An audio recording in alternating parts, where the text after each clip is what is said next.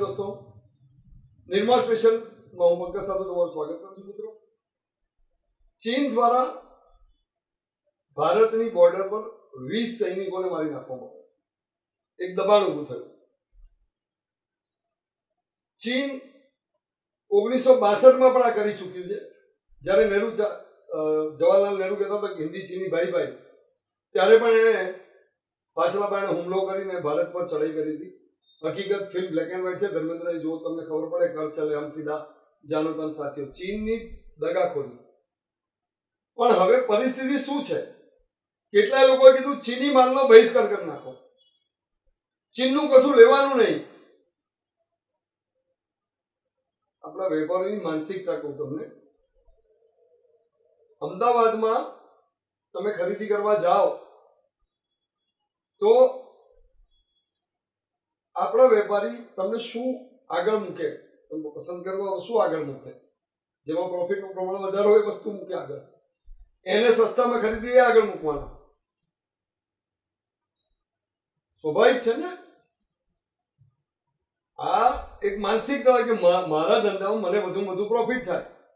એવા તબક્કે સૌથી સસ્તી જો કોઈ વસ્તુની ઉત્પાદકતા મૂલ્ય છે, એ સૌથી સસ્તું ઉત્પાદન મૂલ્ય નીકળતું હતું ચીનમાં, સૌથી સસ્તી મજૂરી। એવા તબક્કે ચીની વસ્તુઓનો બહિષ્કાર કરો, બહિષ્કાર કરો, બહિષ્કાર કરો, પણ કોણ જોડાશે, કેટલા જોડાશે? ક્યાં ક્યાં લોકોના જીવનમાં ચીનની વસ્તુઓ સેટ થઈ ગઈ છે, ક્યાં સુધી ઇન્વોલ્વ છે? કેટલી આયાત આપણે કરીએ છીએ, કેટલા કરોડો રૂપિયાની કરીએ છીએ। સરકારી ઓર્ડરોના આધારે, વેપારી ઓર્ડરોના આધારે માલ આવી રહ્યો છે, અને હવે જે પડ્યો છે એ ચીનનો છે। શું કરશો? સાંભળો, આ બહિષ્કાર શક્ય છે? પહેલાં તો અમને એવું લાગે છે કે આપણો દેશ પહેલાં છે, એ શક્ય હોય કે ના હોય, પણ આપણે શક્ય કરીશું। પણ ખરેખર ચાઇનીઝનું જો અનુભવ અમારે છે એ 1962માં જો વાર કરી હતી, ત્યારે આ લોકો આપ્યો હતો કે હિન્દી ચાઇની ભાઈ ભાઈ, પણ આ લોકો વિશ્વાસપાત્ર રહ્યા નહીં। હવે સરકાર કેવી રીતે આ લોકો પર વિશ્વાસ કરે છે એ ખબર નથી। સરકારનો સહયોગ મળ્યો છે ત્યારે આ લોકો એટલો મોટો વેપાર હિન્દુસ્તાનમાં કર્યો છે। હવે આ લોકોને અમારા હિન્દુસ્તાનમાં એ હેબિચ્યુઅલ બનાવી દીધો। જેવી રીતે આપણે મસાલો ખાઈએ છીએ, સિગરેટ પીએ છીએ, અમે આદિથી થઈ જાય, એવી આ ચાઇના અમે એવી વસ્તુનું વાપરવા માટે એક હેબિચ્યુઅલ બનાવી દીધો છે। પણ તો બી અમે દેશ માટે ગમે ત્યાં હોય એ અમે ચલાવીશું નહીં। અમારે માટે દેશ પહેલાં હશે, પછી બધી વસ્તુ હશે, ને એમાં બી મોટો રોલ આપણા દેશનું હશે, આપણા સરકારનું હશે। સરકાર ઈચ્છશે, સરકાર વેપારને મદદ કરશે, સરકાર ઇન્ડસ્ટ્રીવાળાને મદદ કરશે, ટેક્સોમાં લાભ આપશે, ઇન્ડસ્ટ્રીમાં લાભ આપશે, ત્યારે એ પોસિબલ છે। છતાં પણ અમે એનું ભોગતો આપણે નુકસાન તો થવાનું છે, નક્કી છે। કેમ કે ચલાવવાનું એટલું આસાન નથી, બોલવાનું બહુ આસાન છે, પણ ચલાવવાનું એટલું આસાન નથી। તો બી અમે દેશ માટે અમે ભુગતાન કરીશું, એને પૂરો બહિષ્કાર કરીશું। ગમે ત્યાં થશે એ અમે અમારા દેશ પર કોઈ બી આંચ આવશે એ અમે બરદાસ્ત નહીં કરીશું। યુદ્ધ એટલું આસાન નથી, ચાઇના માટે પણ આસાન નથી, આપણે દેશ માટે બી આસાન નથી। કેમ કે અમે ખાલી કોરોનામાં એટલો પરેશાન થઈ ગયા છે, ને આ યુદ્ધ આવશે તો શું થશે એ બધા ભલી ભલી જાણે છે। 100% અમે ચાઇનાનું બહિષ્કાર કરવા તૈયાર છીએ। આપણા મોદી સાહેબે કીધું છે કે જવાનોની જે શહાદી છે એ વ્યર્થ નહીં જાય। અમે ચાઇનાને મુંહ તોડ જવાબ આપવા તૈયાર છીએ। ફક્ત જો અમારા જેટલા બી ઇન્ડસ્ટ્રી છે એમાં ટોટલી મશીનરી જાપાનીઝથી આવી જાય તો ચાઇનાનું અમે કાલે જ બહિષ્કાર કરવા તૈયાર છીએ। ચાઇનાને અમે પગથી કચડી નાખીશું, એને મુંહ તોડ જવાબ આપવા તૈયાર છીએ અમે। શક્ય તો નથી, ઇમ્પોસિબલ છે। કેમ કે આપણું વિશ્વ હમણાં ચાઇના ઉપર 70-80% ડિપેન્ડ છે, અને આપણું ગુજરાત તો કહું તો 90% ડિપેન્ડ છે। તો એમાં શું છે, આપણા ચાઇનામાં જે મોબાઈલ છે, ચાર્જર છે, એસએસડી છે, અને પછી રમકડા છે, ઇલેક્ટ્રોનિક આઇટમ છે, મારી ડીજે આઇટમ છે, એવી ઘણી આઇટમ છે જેમાં ઘરેમાં યુઝ થાય છે। એનો બહિષ્કાર તો બહુ મુશ્કેલ છે। બહિષ્કાર કરવા અમે રેડી છે, અમે ના નહીં પાડતા, પણ સરકારને આવી વસ્તુની ફેક્ટરી અહીંયા લગાવવી પડશે। પબ્લિકને આવા રેટમાં માલ આપવો જોઈએ, ડીલરોને ડિસ્ટ્રીબ્યુટરને માલ વળવો જોઈએ। તો મેં ચાઇનાને બહિષ્કાર કરવા માટે રેડી છે। અને ચાઇનાને અમારા સૈનિકો માર્યા, ચાઇના અમારા સૈનિકો માર્યા, અમારા સૈનિકો બી એને માર્યા, પછી એ મેં દુઃખ છે, બહુ દુઃખ છે। પણ ઇમ્પોસિબલ છે કે આપણે ચાઇનાનું પ્રોડક્ટનું બહિષ્કાર કરી શકીએ। અને આ જે બધા એલઈડીઓ તોડે છે, આવું કરે છે, આ 2-3 જેવાનું ખાલી નાટક છે। પછી કામ તો કરતા નહીં, ખાલી 4 દિવસનો મજા લે છે, રાજકારણ થાય છે, પછી બધા ઘરે જઈને જો બેસી જાય છે. પરિસ્થિતિ એવું થશે કે જે રેટમાં લોકો માલ લે છે એ રેટમાં એને મળશે નહીં. આજે અમે કહીએ છીએ કે જાપાની વસ્તુ લઈએ, અમે લેવા તૈયાર છીએ, પણ એનો ભાવ કોઈ વસ્તુ ચાઇનો 10,000 હોય, એનો 35,000 રૂપિયા. તો પબ્લિકને તો ટેવ પડી ગઈ છે, સસ્તું લેવાની ટેવ પડી ગઈ છે. શક્ય નથી. જો શક્ય તો છે, ચાઇનાની આજે વસ્તુઓ અમે બંધ કરવા છીએ તો દરેક વસ્તુ બંધ થઈ શકે છે. એમાં સરકારનો અમારે મોટોમાં મોટો સપોર્ટ જોઈએ. જે બહારથી જે માલ આવી રહ્યો છે ચાઇનાથી, એની કસ્ટમ ડ્યુટી સમજો આજે 20% હોય કે 30% હોય, એ ડ્યુટીને સરકાર ડબલ કરી દે. ડબલ કરશે, એનાથી બેનિફિટ તો થશે. જે લોકલ ઇન્ડસ્ટ્રીયલ છે અહીંયા ઇન્ડિયાની, એને બેનિફિટ મળશે. એ બેનિફિટ મળતા અહીંયાનો બજાર ઉપર આવશે અને ચાઇનાનાથી જે માલ આવી રહ્યો છે એ ચાઇનાનો માલ સ્ટોપ થઈ જશે, ઉપરથી આવવાનો નહીં. એ ગવર્મેન્ટ ફૂલ આપણને સપોર્ટ કરશે હંમેશા માટે, તો આપણે બધું કરી શકીએ. એવું નથી કે ચાઇના ઉપર જ બધું શક્ય છે, આપણે કરી શકીએ છીએ. આપણે આમાં લાયકાત આટલી બધી છે ઇન્ડિયામાં. સવારથી સાંજ સુધીમાં આપણે જોઈએ તો આખો દિવસ લોકો મોબાઈલ યુઝ કરે છે, એના બધા પાર્ટ્સ ચાઇનાથી આવે છે. ટીવી જોઈ લો, ઇલેક્ટ્રોનિક્સ જોઈ લો. ડિજિટલ ઇન્ડિયા આપણે બી કરવા જઈએ ને તો ડિજિટલ ઇન્ડિયાનો દરેકે દરેક ઇલેક્ટ્રોનિક્સ પાર્ટ્સ બધું ચાઇનાથી આવી રહ્યું છે આજની તારીખમાં. ઇન્ડિયામાં ખાલી પાર્ટ્સ બહારથી આવે છે, બધું ફિટિંગનું કામ અહીંયા છે. બાકી જે પાર્ટ્સ બનાવવાનું જે કામ છે ઇલેક્ટ્રોનિક્સના, એ બધું ચાઇનાથી જ આવી રહ્યું છે. ઇન્ડિયામાં હજી સુધી કોઈ બી ફેક્ટરી નથી બની જે ઇન્ડિયામાં આઈસી અહીંયા બનાવી શકે. સરકારને સૌથી પહેલાં જે આઈસી, જે મેમરી જે હોય છે એ બધું એને સપોર્ટ કરવો જોઈએ. ચીનને કહેવાનું બાય બાય, इंडिया कहवानो कम. हमारे यहाँ बाज़ार जो है पूरा चाइना मार्केट जैसा है. चाइनीज़ आइटम सब बिकती है यहाँ पर, और 100% 90% चाइनीज़ आइटम बिकती है, 10% ही उसमें इंडियन आइटम है. बाइकआउट करना चाहिए, 100% करना चाहिए. मैं सहमत हूँ गवर्नमेंट के साथ भी, पब्लिक के साथ भी, और मैं खुद भी सहमत हूँ. पर एट प्रेजेंट इसकी पॉसिबिलिटी कम है, क्योंकि जितने भी फ़ोन्स के और फ़ोन एक्सेसरीज़ हैं ना, उनके जो मैन्युफैक्चरर्स हैं वो सारे चाइना में बैठे हैं, और उनके पास में मशीनरी ऐसी है कि वो फटाफट कम लेबर में बनाते हैं और लोगों के हाथ में सस्ते में माल आता है. और अगर हम उसको इमीडिएट बंद कर देंगे तो वो शक्य नहीं है, पॉसिबल नहीं है, क्योंकि हमारे पास में कैपेसिटी मैन्युफैक्चरिंग की नहीं है. नरेंद्र मोदी जी ने बोला है कि हम आत्मनिर्भर होंगे. उसके लिए मैं गवर्नमेंट से रिक्वेस्ट करूंगा कि जिस मशीनरी से मोबाइल फ़ोन या एक्सेसरीज चलती है, या तो वो हमारे इंडिया में बने. अगर इंडिया में नहीं बनती है तो चाइना से या कहीं से भी एटलीस्ट मशीनरी इंपोर्ट करें, तो फिर काम चालू होगा. और वो इमीडिएट नहीं हो पाएगा, इट विल टेक टाइम, उसको काफ़ी समय लग सकता है. ચાઇના સાથે ભારતનો સંઘર્ષ થયો, પાછો રાજકીય લેવલે કંઈ શાંતિ સ્થપાઈ હવે નહીં કરાય. આપણા 20 સૈનિકોએ તો જીવ ગુમાયા, શહીદી તો મોરી. ચાઇના જુઓ કે ચાઇના ગૂગલ પોતાનું ડેવલપ કર્યું છે, નથી વાપરતું. યુટ્યુબ પોતાનું ડેવલપ કર્યું છે, અને એનું ટિકટોક આપણા દેશમાં લાખો લોકો મોબાઈલમાં રાખીને ફરી રહ્યા છે. અને એના બે મોબાઈલની વચ્ચે હરીફાઈ ચાલે. એના બંને મોબાઈલો કયા છે નામ નથી દેતો, કોમર્શિયલ બાબત છે, પણ બંને મોબાઈલો બધા મોટા નેતાઓના હાથમાં એ મોબાઈલો છે, ચાઇના વાપરી રહ્યા છે. શું એનો ઉપર છેલ્લો વિરોધ છે આ બધો? બાકી શું મોબાઈલ ફેંકી દેશે? 15,000, 16,000, 20,000 મોબાઈલ ફેંકી દેશે? સાંભળો વાત. ખરેખર બહિષ્કાર તો કરવો જોઈએ, પણ અત્યારે એની પરિસ્થિતિ એવી છે કે જે પણ અત્યારે આવે છે સોયથી લઈને પ્લેન સુધી એ ચાઇનાથી આવે છે. આપણું ઇન્ડિયા પ્રોડક્શન કરી નથી શકતું, અને ચાઇનાનું લેબર એટલું સસ્તું છે કે આપણે પહોંચી નથી વળતા. પણ ખરેખર સરકાર અમને સપોર્ટ કરતી હોય અને સરકાર અહીં અમને બધા ઉદ્યોગોનું આપતી હોય તો અમે અહીં પ્રોડક્શન કરવા તૈયાર છીએ અને અહીંનું સેલ કરવા તૈયાર છીએ, અને મેડ ઇન ઇન્ડિયા અને મેકિંગ ઇન્ડિયા અમે તૈયાર છીએ.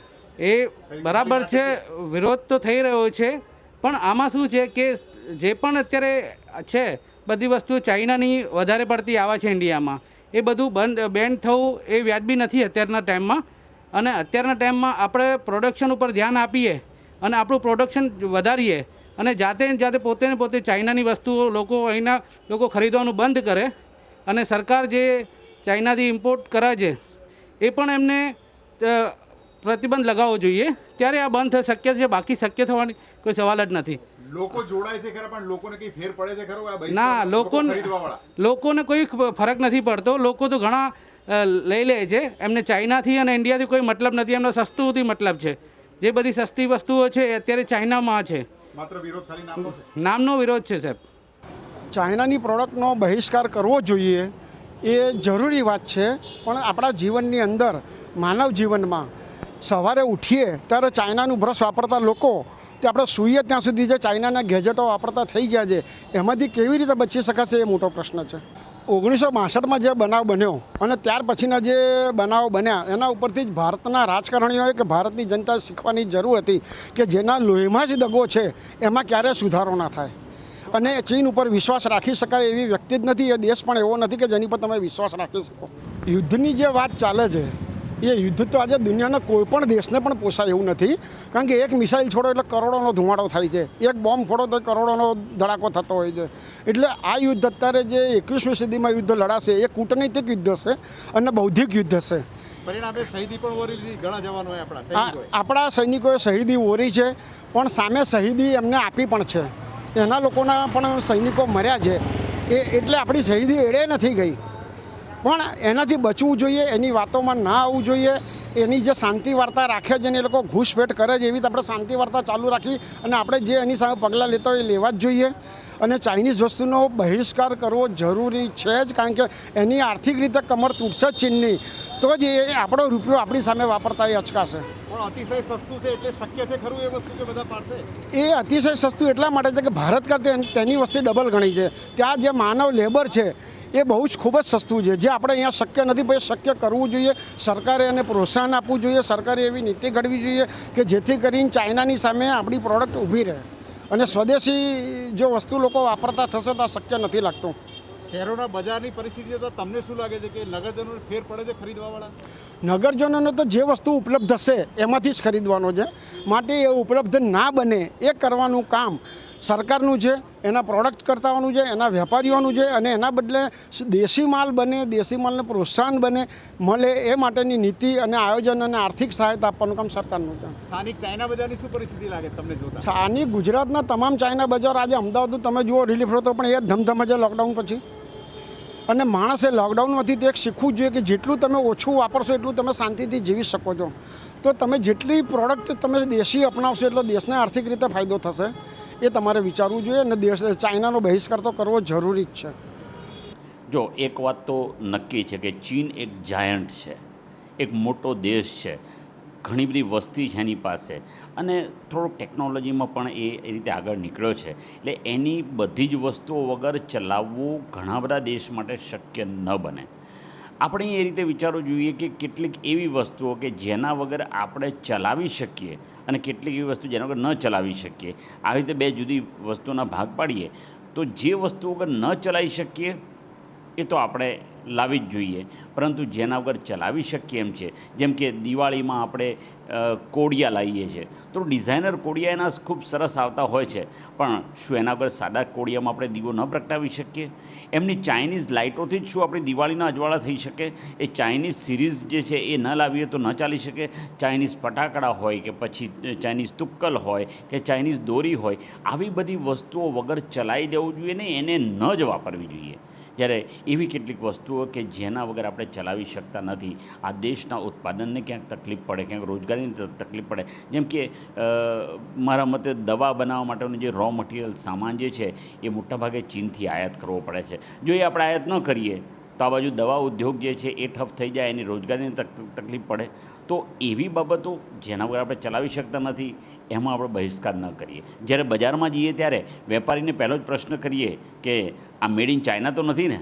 તેનાથી બે વસ્તુ થશે કે આજુબાજુ સાંભળવાવાળા ઉપર અસર થશે કે ચાઇનાની વસ્તુ લેવાતી નથી, અને એના બદલે જો કોઈ બીજી મળતી હોય તો એ માગવી જોઈએ. અને એ રીતે ચાઇનીઝ વસ્તુ વગર ચલાવી શકાય ત્યાં ચલાવવાની કોશિશ કરવી જોઈએ. પણ આ ગ્રાહક તરીકે, પ્રજા તરીકે આપણે જ કરી શકીએ. આમ જોઈએ તો ભારતની પડખે ઘણા બધા દેશો છે એવી એક વાત છે, પણ એનો મતલબ એ નહીં કે આપણે લડી જ લેવું, કારણ કે કોઈ પણ યુદ્ધ એ કોઈના ફાયદામાં હોતું નથી. અને માટે જ યુદ્ધ ક્યારેય વિકલ્પ ન હોઈ શકે. સમજાવટથી જે કામ થઈ શકે અને આડકતરી રીતે જે બજાર યુદ્ધ કરી શકાય ને એ યુદ્ધ જેવું કોઈ યુદ્ધ નહીં, કારણ કે એમાં ખુવારી આપણી ઓછી થાય અને સામેવાળાને ક્યાંક સબક મળે. જો આપણે એવી વસ્તુઓ કે જેના વગર ચલાવી શકીએ છીએ એ વસ્તુઓ વગર ચલાવીશું તો ઘણું બધું ઓછું થઈ જશે અને સામે કોઈને ખબર પણ નહીં પડે અને ત્યાં બહુ મોટો ફરક પડશે. પબ્લિક પ્રજા આ ચોક્કસપણે કરી શકે. सर पहली बात कि चीनी प्रोडक्ट्स चले तो चांद तक नहीं तो शाम तक.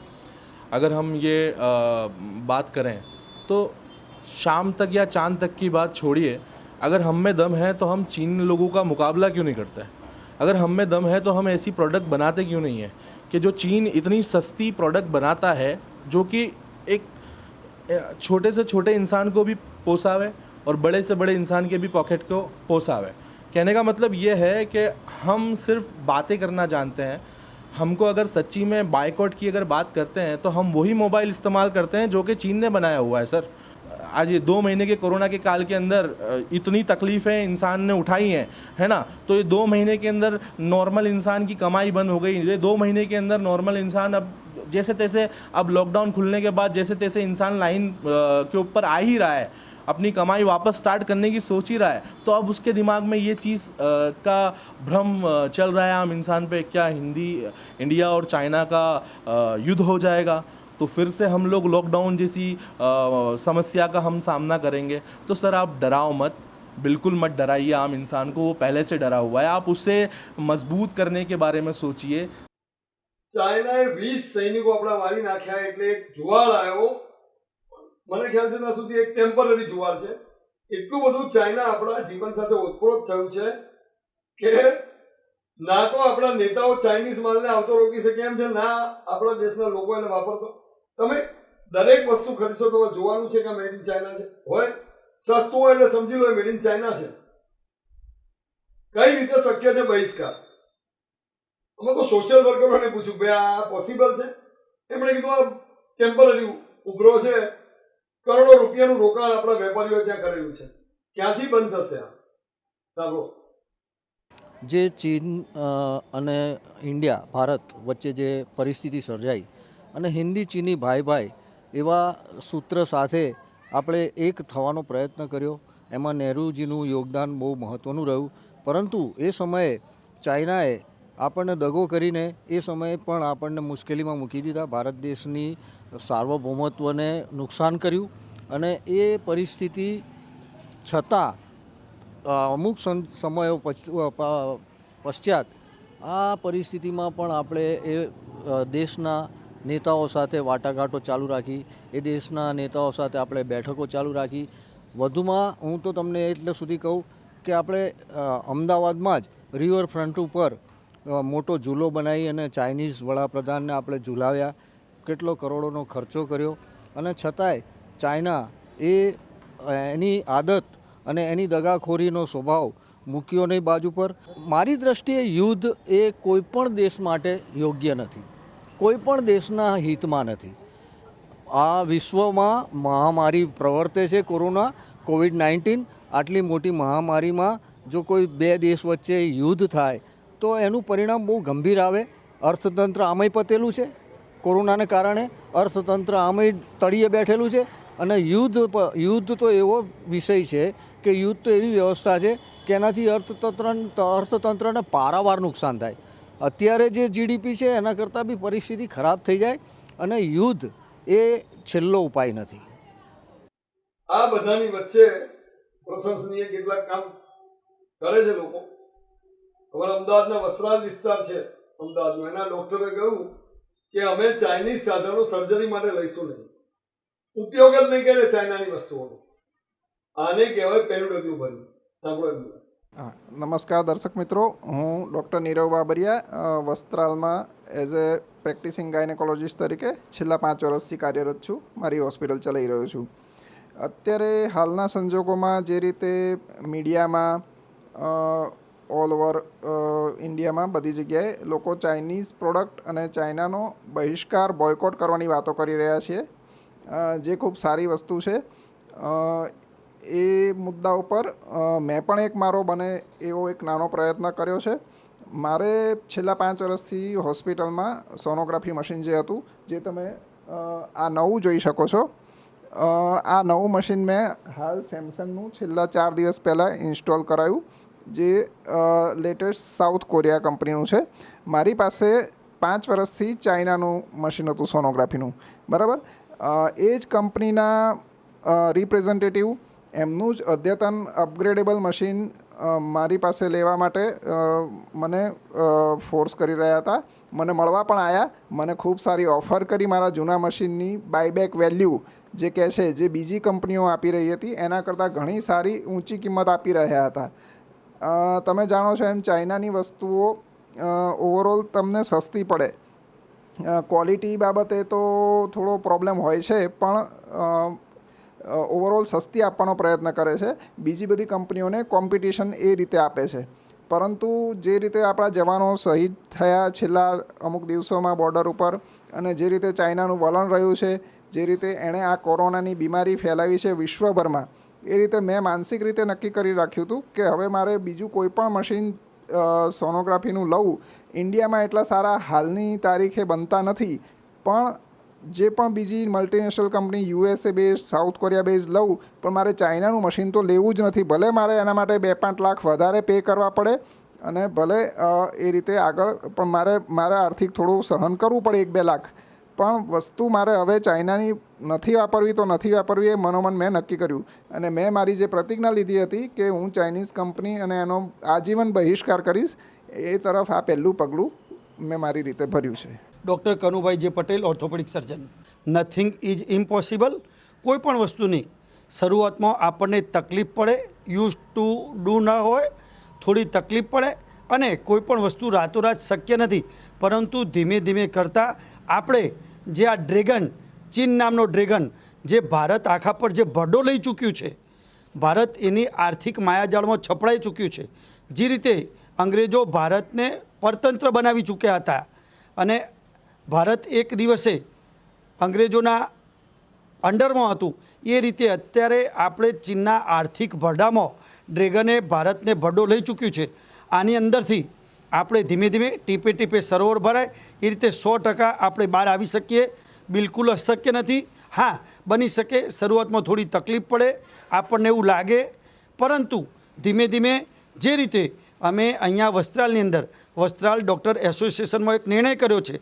તમામ ડૉક્ટરોએ, લગભગ 100થી વધુ ડૉક્ટરો જે સ્પેશિયાલિસ્ટો છે, MBBS કરતાં ઉપર, MD કે MS, એમણે પ્રતિજ્ઞા કરી છે કે જ્યારે હવે આપણે જે પણ કોઈ પણ મેડિકલ ઉપકરણ, મેડિકલ ઇન્સ્ટ્રુમેન્ટ, ઓપરેશનના સાધન સામગ્રી હોય, ઓપરેશન ટેબલ હોય, એક્સરે મશીન હોય, એક્સરે પ્લેટ હોય, ઓપરેશનની IITV, આવા કોઈપણ લેપ્રોસ્કોપિક સાધનોથી માંડી આર્થ્રોસ્કોપિક સાધનો, કોઈપણ ડૉક્ટરને કોઈપણ સાધન, ઓપરેશન ટેબલથી માંડીને તમામ જરૂર પડશે તો આપણે made in China, yeah made in Republic China આપણે બિલકુલ નહીં ખરીદ્યું.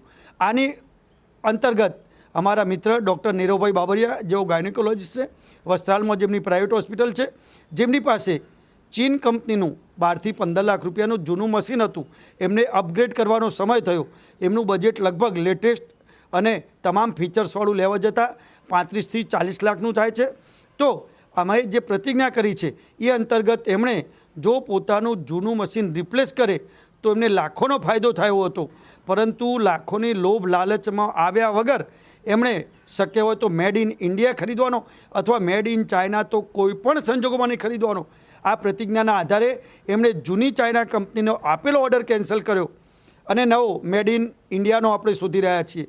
જો એક ડૉક્ટર, એક સામાન્ય વ્યક્તિ ચીનને જો 35 લાખનો ફટકો, 40 લાખનો ફટકો આપી શકતું હોય, તો તમામ વ્યક્તિ 5 રૂપિયાથી માંડી 5 લાખ સુધીની વર્ષે દાડે ખરીદી કરતો હોય છે. ચીન અત્યારે ટાંકણીથી માંડી પ્લેનના સ્પેરપાર્ટ સુધી ભારતમાં ઘૂસી ગયું છે, ભરડો લઈ ચૂક્યું છે, અને ભારતનું જે ઇમ્પોર્ટ છે એમાં સૌથી વધુમાં વધુ ટકાવારી ચીનની છે. તો શા માટે શક્ય નથી? અને આપણે એક આ સપ્લાય અને ડિમાન્ડની ચેન તોડવી પડશે. સપ્લાય અને ડિમાન્ડની ચેન ત્યારે જ તૂટશે કે જ્યારે આપણે લોકો ચીનની આઇટમો ખરીદવાનું બંધ કરીશું, તો વેપારી પાસેની ડિમાન્ડ ઓછી થશે.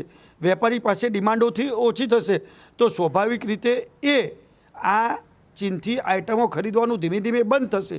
અત્યારની જે આપણે મુવમેન્ટ ચલાવી રહ્યા છે એની ટૂંક સમયમાં અસર દેખાવા માંડી 15 દિવસની અંદર. તો આપ વિચારી લો કે લાંબા ગાળે કેટલી બધી અસર દેખાશે. તો નિર્મા સ્પેશિયલમાં આ હતી વાત. ચાઇનીઝ ચીજ વસ્તુઓનો બહિષ્કાર સાચા અર્થમાં શક્ય છે ખરો? ચીનમાં કરોડોનું રોકાણ કરનાર વેપારીઓ વ્યવસાય બંધ કરશે. સરકારે ત્યાંથી આવતો માલની આયાત બંધ કરી દેશે. ચાઇનામાં પોતાની દેશભક્તિ એટલી બધી છે કે લોકો એપ બી પોતાની વાપરે છે. એ યુટ્યુબ નથી વાપરતા, ગૂગલ નથી વાપરતા, બધું પોતાનું ડેવલપ કરે છે. એ દેશ ચાઇના કે જે સસ્તું પ્રોડક્શન માટે માહેર છે અને એનો ઘણો ખરો માલ અહીં ઠલવાયેલો છે, ઠલવાઈ રહ્યો છે, ખબર નહીં કેટલો ઠલવાશે.